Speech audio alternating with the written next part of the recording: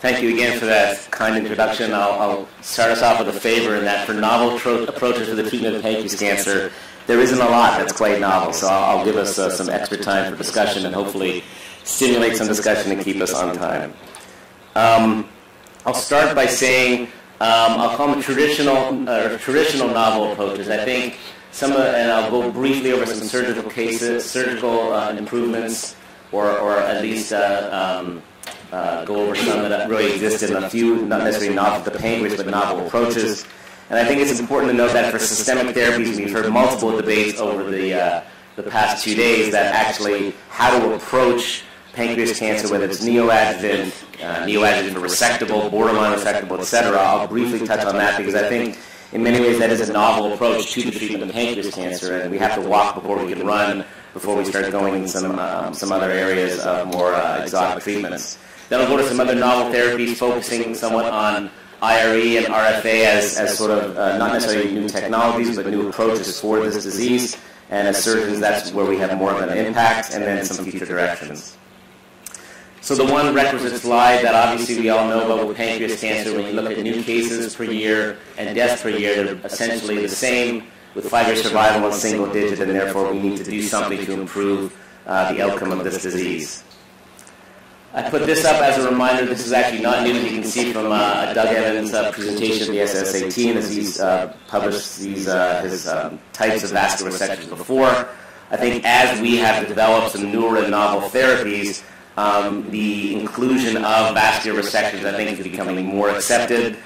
We've done quite well at getting the morbidity of these vascular resections down to acceptable morbidity and mortality, and I think as the borderline resectable cases get more accepted and better treated, that in fact we can employ these better. And of course, one has to be skilled at vascular resections if we're going to be operating on pancreas cancer. I'll briefly touch on minimally invasive pancreatic duodenectomy. This has gotten a lot of attention lately.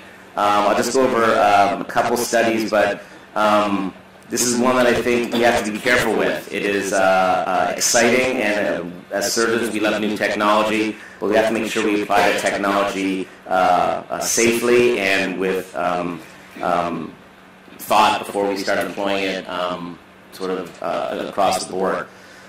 This was one interesting paper which I came across that just recently came out that looked at 26 articles, and it will show a little bit with the paper I'll show next how the similar data can be interpreted in different ways. So this was a systemic review of the feasibility and advantage that was in the title of minimally invasive pancreatic duodenectomy. You can see there were 26 articles, published articles reviewed, 780 were lap Whipples with 284 were robotic.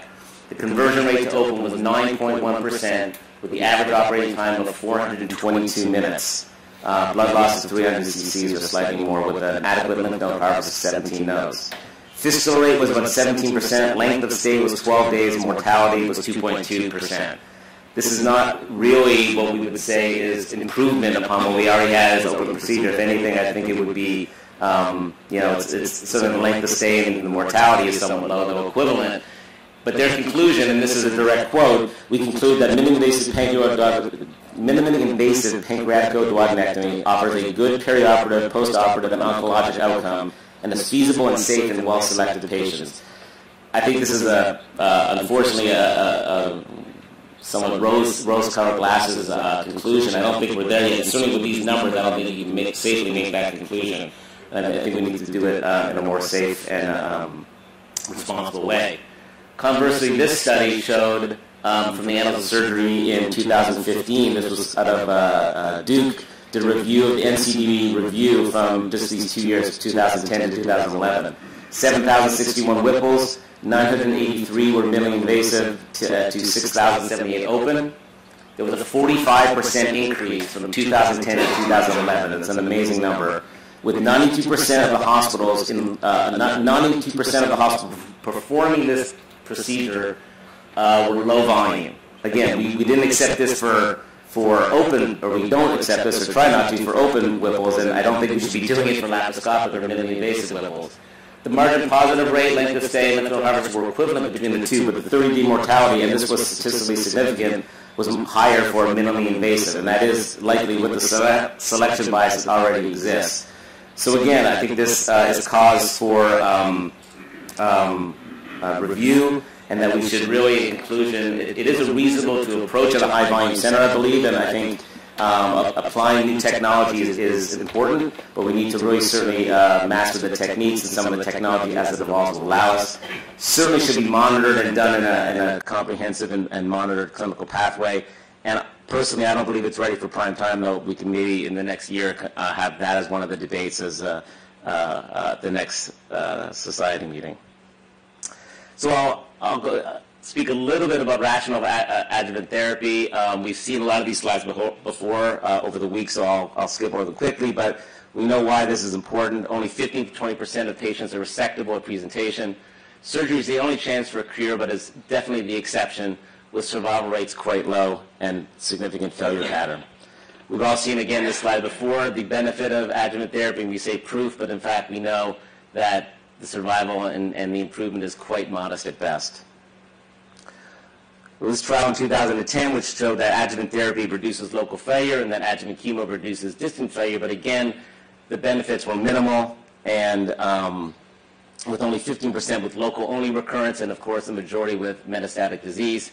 Most commonly, the retroperitoneal margin is positive, and radiation improved that, and therefore we need to focus on that middle borderline resectable case. I think this is the area where we can really make an impact in the locally advanced disease, and again, this has been highlighted over the week, but this is the sort of area that we can really make an improvement upon. I think with the metastatic disease, certainly improvement of palliative chemotherapy is important, but we need to make impact on these middle borderline resectable patients. Again, the reason for that being, as we know, this was taken from a recent symposium at the GI ASCO, which showed that even at top centers where volume is high, the margin positive rate is quite high. So we need to do something about that Achilles heel of the pancreatic duodenectomy. So in these cases, as we've learned, there's no clear definitive best study showing the approach. Local therapy, and again, we need to try and convert locally advanced to a resectable R0 resection, and using different chemotherapy regimens and radiation like FOLFIRINOX and gemcitabine, et cetera, to try and do that, I think will be the topic of another presentation. Neoadjuvant therapy, this is somewhat novel and is gaining more acceptance over time, but I think it is an area, again, we need to focus on as we develop newer chemotherapies that have helped convert these locally advanced to resectable patients, and to help us select out the ones and the patients who benefit most. Preoperative chemotherapy and radiation, of course, selects out the aggressive biology, avoids necessary surgery. We can improve treatment of these patients, since almost a quarter of patients aren't able to undergo adjuvant chemotherapy because of postoperative complications or performance status. And of course, improving the negative margin operations is an important outcome of better outcome for pancreas cancer. But in summary, we don't have any clear beneficial, regimen. There's multiple regimens that have been tried and approached, and I think we need to study this in the form of clinical trial. And to sort of highlight that this is still relatively novel, you can see even in 2014, just a couple of years ago, we're still somewhat debating what is, and I think it's important that the nomenclature remain consistent, but we're still debating what is truly borderline resectable. You can see here at the consensus conference statement on what locally localized and unresectable versus borderline resectable and unresectable, and I'm not putting it there necessarily for you to read, but to really understand that we need to have a consistent nomenclature, so we're speaking apples and apples when we're discussing different treatments and what to do and how to treat these patients. The basic summary from this was that venous resection was appropriate. We've got the morbidity down to really equivalent to, in experienced hands, pancreatic duodenectomy itself. Arterial resection really is not supported with any evidence whatsoever, and really should be avoided at this point in time until we have improvement in the outcome. And the multimodality therapy, comprising neoadjuvant radiation surgery, certainly is the most favorable outcome. So again, this is another quote-unquote novel approach in that for resectable disease, and this is gaining more approach as well, that should we be using neoadjuvant chemotherapy for them? That was part of an interesting debate yesterday for pancreas cancer, but with this extent of this disease and the poor outcome, I think we need to look at patients that are essentially systemic disease at resectable, and therefore we need to better select those patients we put through the surgery.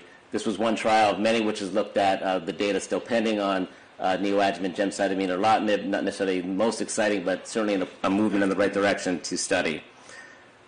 And again, in speaking of neoadjuvant therapy, we need to look at these two articles of showing FOLFIRINOX superiority over gemcitabine and gemabraxane, which really will help us in minimizing or in shrinking disease and helping to decrease the positive margin rate and improve selection of those patients. So I'll shift gears now and talk a little bit about the ablative technologies. Again, it's a little disappointing or sad that these are the most exciting things, I think, in the surgical world as far as novel therapies, but we should also be proud that we've got the morbidity and mortality down to really acceptable levels, and therefore these are the areas of interest. Starting with RFA. So RFA is not necessarily a new technology, but it's relatively newly applied to pancreas cancer. I have to say, when I first heard about it a few years ago, I was very concerned, and I think some of the data you'll see reviewed supports that, but it again approaches this area that I mentioned before, the locally advanced patient. How can we impact? And we all know one of the more frustrating cases are the ones that it stays unresectable but stable disease, not metastatic yet. And how can we, with the clock ticking, impose or apply a therapy that will help with this local disease? So this showed that actually pain score was effectively treated for patients who got RFA for locally advanced patient. You can see on this graph here, or this picture here, showed before and after treatment. This shows some necrosis of the tumor and helping the patients with the RFA. This was including radioactive iodine. I think palliation, of course, is one that we have to be aware of when treating pancreas cancer. In the whole cycle of the disease, certainly we want to help cure patients and prolong their survival, but palliation is an important component, and this is one of the more debilitating diseases when it comes to pain and chronic pain, and therefore this can be a residual benefit of the RFA. It's been around for a while. It's been mostly in Europe. It's for about 8 years or so. It's done under ultrasound guidance, but actually now there's a probe that can be done by EUS guidance. Still relatively new. It has been associated with some major complications, and again, when speaking about palliation, we have to remember that we have to understand what we're palliating and not to make the cure or the treatment worse than the disease. There's no clear benefit at this time and should be considered relatively experimental therapy, I believe. One of the endpoints studied in this paper from the Journal of Surgical Oncology showed that it was very good at pain relief, another one supporting the palliative effort. An experience in Rome and Verona showed that in patients who got RFA alone or a palliative operation with RFA, the mortality was 2%, so it's still not trivial in these locally advanced patients. Complications were relatively high, but in decreasing the temperature of the RFA, they were able to reduce the complications later on in the study, but again, important as we're applying a new technology to really study it closely. This one prospective study on RFA for locally advanced pancreas cancer showed biliary fistula was common, and those patients that developed ascites all died within 3, 4, 5 months. It's hard to argue that we've helped those patients, and therefore we need to be careful. It's not a particularly safe or a procedure, certainly without its risks in a high-risk population. So this was a prospective study. This is from Italy as well, that showed that, in fact, the complications were quite high, and though feasible, it still should be relatively sparingly used because of its high risk factor of complication. Early being pancreatic fistula, perforation, vascular injury, and of course late GI bleed, infection, abscess, and certainly pancreatitis are some of those later complications. In a larger series from Verona, this showed that in almost 150 patients over a 4-year period, and 35 of those had got neoadjuvant therapy with median time 6 months after diagnosis. 46 procedures were done with palliative surgery at the same time. Bypass were done, biliary bypass and both gastric bypass, as well as a pancreatic ogesinostomy, with 40 or 87% were done for pancreas head lesions. The complications from this study showed that, again, fistula, pancreatitis, duodenal injury, and portal vein thrombosis 10% of the patients, so not very high, but still significant. None required operation and was done with a relatively reasonable mortality, with 2-year disease-specific for survival, with 47% for those that got neoadjuvant therapy and 45% who got post-op therapy. So this actually showed more promising results, but still not a low-risk procedure. But 15% were actually downstage and went on to pancreatic adenectomy. I think this is one of the more exciting findings with an R0 resection. Again, certainly select patients, and as we learn more about this technology, who we select to do it on, I think, will be more interesting.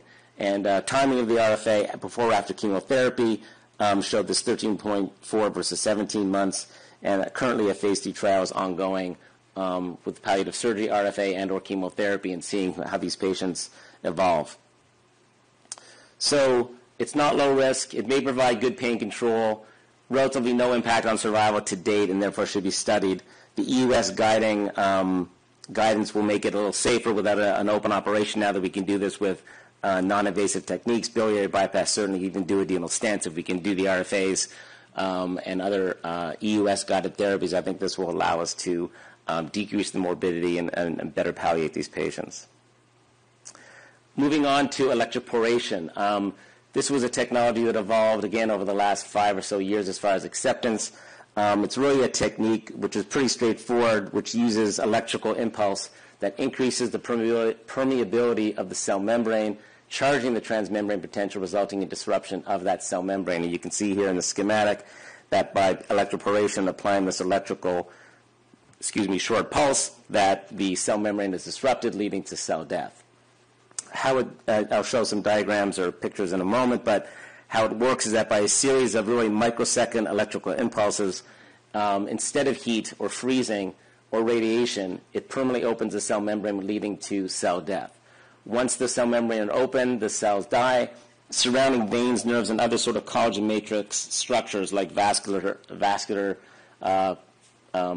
structures are not injured per se if treated appropriately, and therefore it can get to areas of difficult to treat, and that Achilles heel of RFA, which is the heat sink. So how it works is with there's either unipolar or bipolar electrodes, and a proper placement is essential to make sure that you get a current across. And again, I'll show on a diagram in a moment. This is the generator.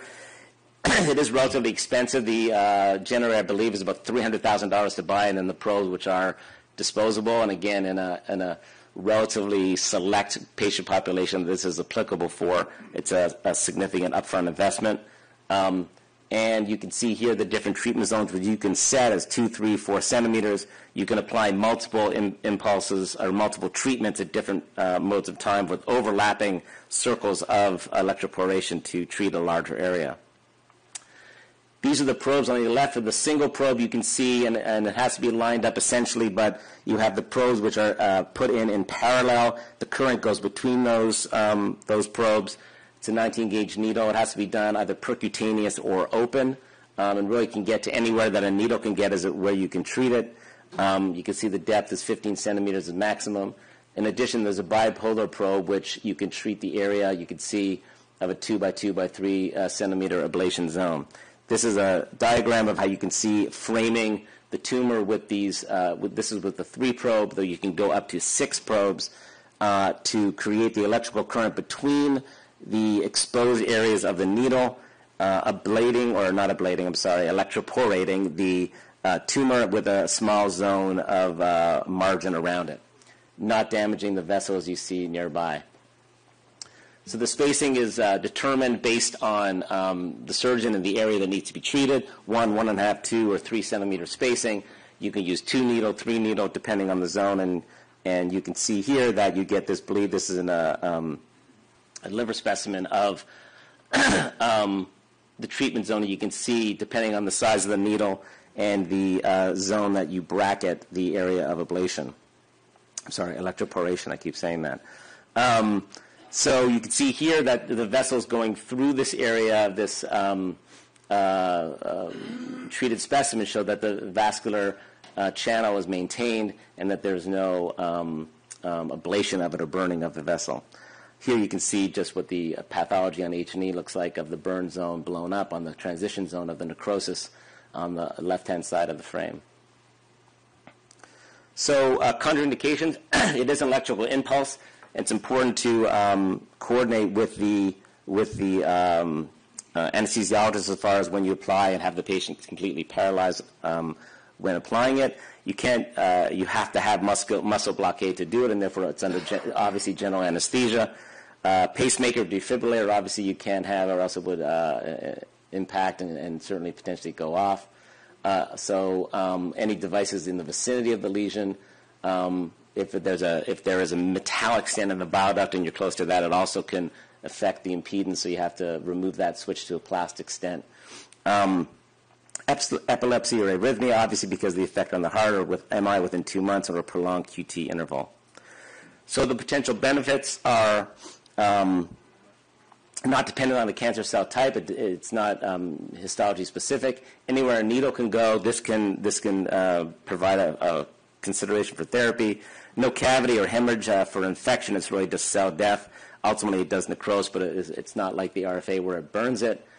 Heat sink is not an issue for this, and the treatment itself, when you're doing it, once you get the needles, this is a bit of a optimistic. Certainly, the treatment is less than a minute, although to get in there and frame it sometimes can be difficult. Certainly, if you're doing it percutaneously, it's a little more difficult. But it's certainly the actual duration of the treatment is much shorter, and less recovery time necessary for the patient, other than the laparotomy or the percutaneous procedure, if so warranted. Future studies of this, certainly looking for which electrofield is better, required for IRE for the pancreas cells. Treatment of protocols, I think, would be important, and I'll discuss a couple studies in a moment looking at this. Certainly, it's a potential interactive and benefit with both chemotherapeutic agents and this new local therapy. This is one prospective study that's going to be done looking at protocol in patients with initially unresectable or non-resectable laparotomy. I'll pull out one study from Rob Martin, who has really taken this technology and pushed the envelope a little bit. He did, in a prospective study, 19 patients who had what's called margin accentuation. In this case, if the cell is on, and this is a debate certainly, but if the tumor is on the vasculature, margin accentuation is if you frame the area where the Achilles heel or the thought positive margin would be, and by electroporating that area, you would, quote-unquote, sterilize the margin on the vein, and then you can resect with a, quote, knowing it's going to be a, quote, positive margin, but if it was electroporated completely, then it would die post-op. One of the frustrations is that you don't see the full cell necrosis for 48 hours. So on your pathology report, it will be a positive margin because you're obviously not waiting 48 hours to go back and do the operation, and therefore you have to trust that you framed it appropriately and electroporate. He's done this both in this study of 54 patients, 19 with the margin accentuation and 35 with in situ IRE without doing the Whipple. Thanks for the warning.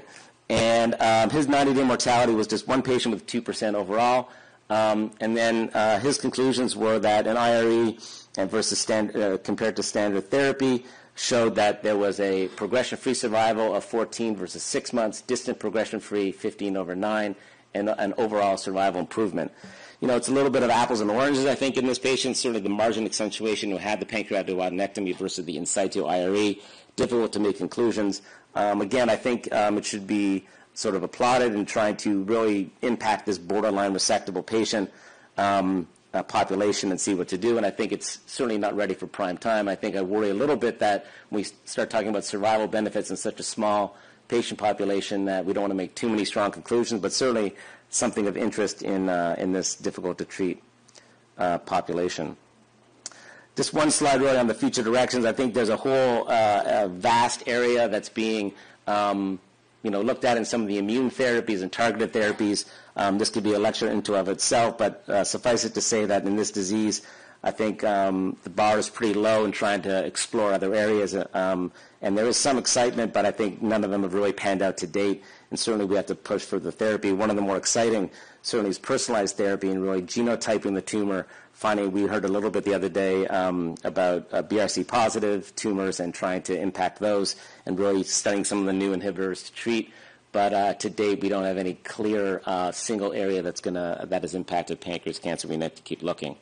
So in conclusion, There certainly have been some surgical advances. I think applying robotic surgery is probably something in the future, and I think it's responsible to keep pushing it, but we don't want to go too far, too fast until we really have it perfected technique. Systemic disease requires systemic treatment, and this is really a systemic disease, and therefore we need to push and really apply some of the therapies we use for other GI cancers and really apply them to pancreas cancer. Local regional therapies have some benefit. I think, again, we don't want to get too excited and out of our frustration apply technologies that aren't necessarily ready and applied too extensively, but certainly have had some benefit. Targeted therapies or immune therapy, certainly personalized therapy areas for the future to work on, and we look forward to improvements over the next few years. Thank you very much for your attention.